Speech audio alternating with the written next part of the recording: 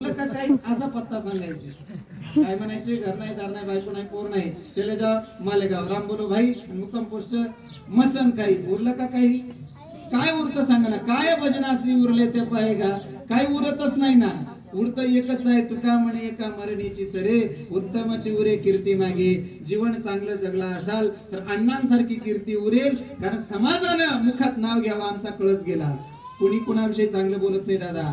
आज कलियुगामध्ये स्वतःची बायको आपल्या पतीविषयी चांगलं बोलत नाही. शास्त्रकारांचा पुरावा आहे, ती स्वतःची बायको म्हणते, तुका म्हणे खरं, मरता तरी बरं, नाशी येले घर. असं मी नाही म्हणत, कोण म्हणतं? तुकाराम महाराज नाही म्हणत, बायको म्हणती. लक्षात आलं तर बघा. त्याच्यामुळे आयावं जरा जपून म्हाताऱ्याला शब्द वापरत जा, कारण त्याच्याशिवाय तुमचं जीवन नाही, त्याच्याशिवाय तुमची ओळख नाही. बरं, तुका म्हणे खरं, मरता तरी बरं, नाशी येले बरं, तू कोणी या. हे काय परके लोक म्हणायला नाही आले, स्वतःची बायको म्हणते. त्याच्यामुळे टाइमावर प्रत्येक वेळेवर आपणही सावध झालं पाहिजे.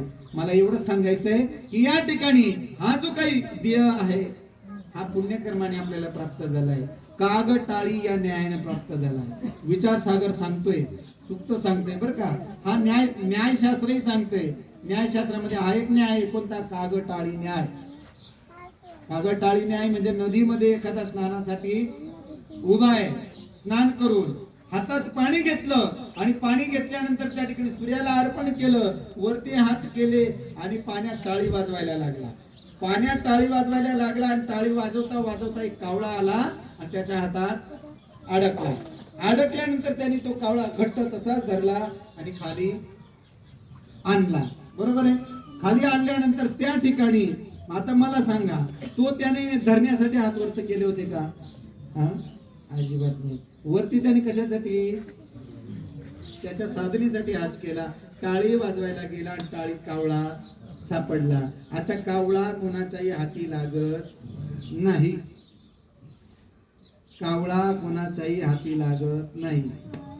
मग कावळ्याचाही विचार करा आणि जगामध्ये असणाऱ्या डोम कावळ्यांचाही विचार करा. ते डोम कावळे सुद्धा कोणाच्या हाती लागत नाही. एकदा राजाने सांगितलं, माझ्या राज्यामध्ये जो कावळा पकडून आणेल ना, त्याला अर्ध राज्य बक्षीस. बरोबर आहे. आता याला वाटलं अशी घोषणा, त्याच्या हातात एक कावळा, त्याच्या हातात एक कावळा.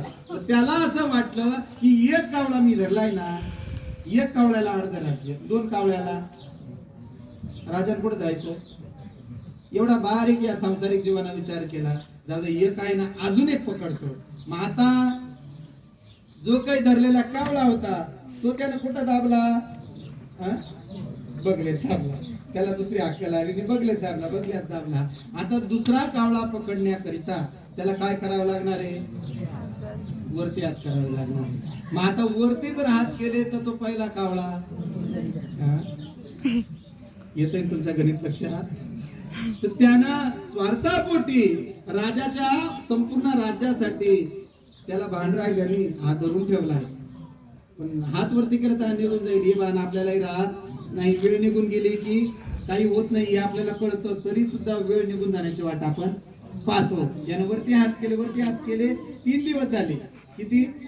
वा टाळ्या, वा टाळ्या, वा टाळ्या. याला भूक लागली. 3 दिवस साध्या, 3 दिवस टाळ्याच वाजू राहिला. कावळा येईल का? कावळा येईल. किती प्रयत्न केले तर कावळा त्या टाळीत येईल. सद्भाग्याने तो कागद टाळी न्यायानुसार कावळा अडकला होता तुमच्या भाग्यानं. बरोबर आहे. प्राप्त झालेला देह तुम्हाला मिळालाय, मानव देह. बरोबर आहे. पण मानव देह काखेत म्हणजे हे जीवन आपण जगतोय. बरोबर आहे. पण याच्यापेक्षाही आपल्याला काहीतरी प्राप्त व्हावं, याच्यासाठी पुन्हा आपण वरती हात करतोय. आणि वरती हात केल्यानंतर किती प्रयत्न केल्यानंतर तुम्हाला सुख समाधान मिळेल या प्रपंचामध्ये? नाही मिळणार. आणि किती देह भटकले म्हणजे तुम्हाला पुन्हा कावळा सापडणार? अजिबात सापडणार नाही. म्हणून हा मानव देह कागद टाळी या न्यायशास्त्राच्या नियमानुसार हा एक नियम आहे, हा न्याय आहे की एकदा देह प्राप्त झाला, हा जर तुम्हाला मरेपर्यंत जर चांगला कर्म करून जर नाही घालवता आला तर मात्र तुम्हाला पुन्हा हा देह मिळणार नाही, दुसरा कावळा सापडणार नाही. त्याचं कारण सांगतो.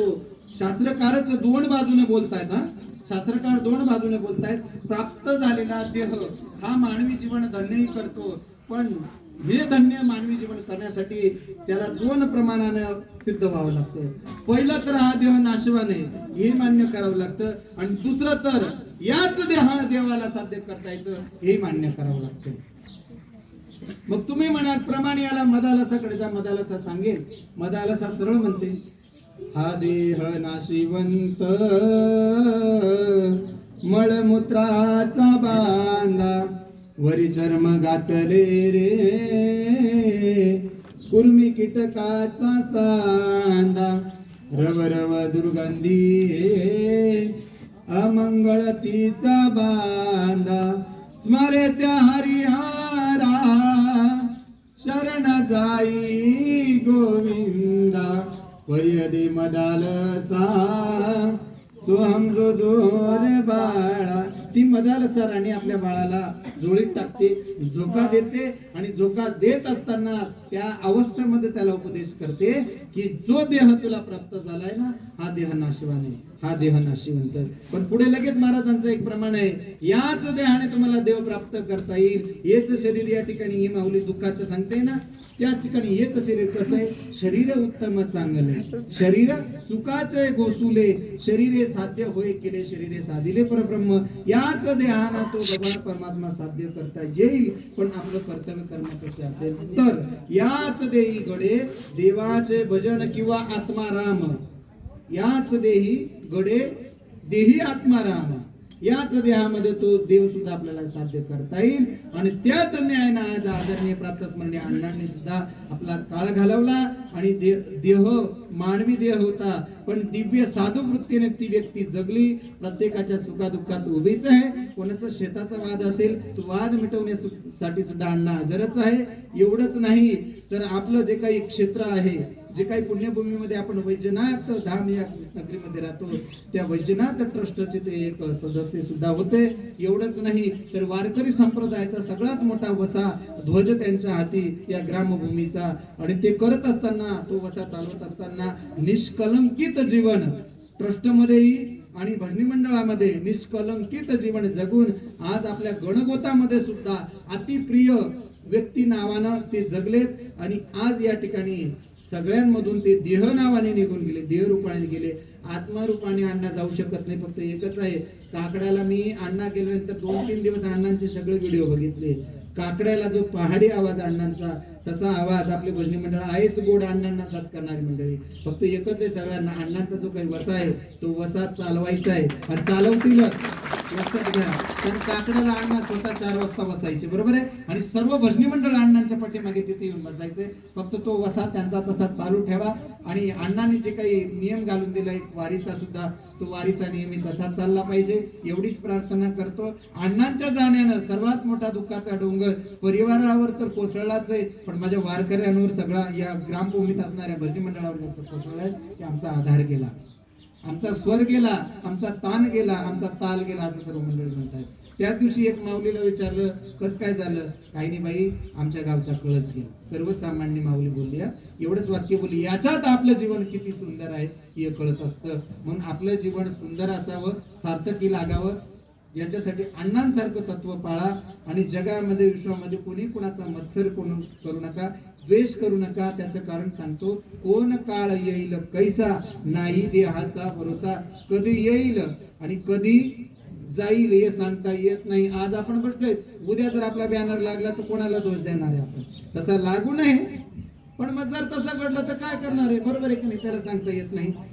असं आहे. म्हणून आज आदरणीय अण्णांच्या 11व्या निमित्तानं उपस्थित सर्व वारकरी मंडळी, या ठिकाणी आपल्या गावचं आदरणीय महाराज पण बसलेले आहेत.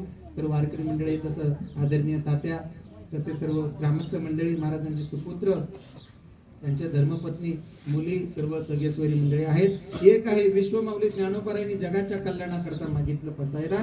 आपण अण्णांच्या आत्मशांती करता आणि अण्णांना सायुज्य मोक्ष पदाची प्राप्ती होण्याकरिता पसायदान मागायचंय. आणि त्या अण्णांच्या 11व्या विधीच्या निमित्तानं आज या ठिकाणी विश्वमाऊलीने प्रसाद नावाने दिलेला हरिपाठ ग्रंथ नावाचं या ठिकाणी अनावरण होऊन प्रत्येकाला हा ग्रंथ मिळणार आहे. तो अण्णांची एक आठवण म्हणून प्रत्येकाच्या घरी जा आणि आपल्या मुलांच्या हातात द्या आणि त्यांना हरिपाठ करायला लावा.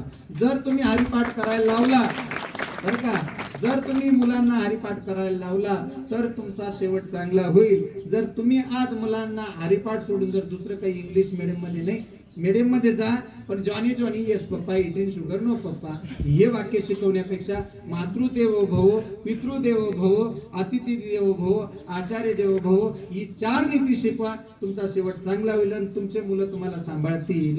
एवढीच या ठिकाणी विनंती करतो. पसायदानाला सगळ्यांनी व्यवस्थित बसा, सगळ्यांनी पसायदान म्हणायचं. हरी आता विश्वात्मके देवे, येणे वाघ यज्ञ तोषावे, तोषोणी मज द्यावे पसाय दाम हे. जे खळांचे व्यंकटी सांडो, तया सत्कर्मी रती वाढो, भूता परस्परे पडो मैत्र जीवांचे, दुरितांचे तिमिर जाओ, विश्व स्वधर्म सूर्य पाहो, जो जे वांचिल तो ते लावो, प्राणी जात वर्षात सकळ मंगळी, ईश्वर निष्ठांची मांदियाळी, अनवर्त मंडळी भेटू तया भूता, चला कल्पतरूचे आरो, चेतना चिंतामणीचे गाव, बोलते जर्णव पियुषांचे, चंद्रमेचे आलांछन, मार्तंडचे तापहीन, हे सर्वाही सदा सज्जन सोयरे होतो, किंबहुना सर्व सुखी पूर्ण होण्याची ही लोकी, बजिजो आदिपुरुषी अखंडित आणि ग्रंथपूजिये विशेष लोकीये, दृष्टानुष्ट विजय व्हावेजी, एत म्हणे श्री विश्वेश्वरा हो, हा होईल दान पसाहो, येणे वरिज्ञान देव सुख्या झाला, येणे वरिज्ञान देव सुख्या झाला, येणे वरिज्ञान देव सुख्या झाला, पुंडलिक वरदारी विठ्ठल श्री ज्ञानदेव तुकाराम. अव्यक्त आलेली भूतानी व्यक्त मध्ये आणि भारत अव्यक्त निधनान्य व तत्र का परिदेवना, जे समजते हे भूते जन्माआधी अमूर्त मग पातेली व्यक्ती ती जन्मल्या. जन्माला आल्यानंतर आपण व्यक्ती म्हणून जन्माला येतो, म्हणून हा देह जाणार आहे. एवढं अर्जुनानं भान ठेवावं आणि भगवंताचं ऐकून घ्यावं. रामकृष्ण.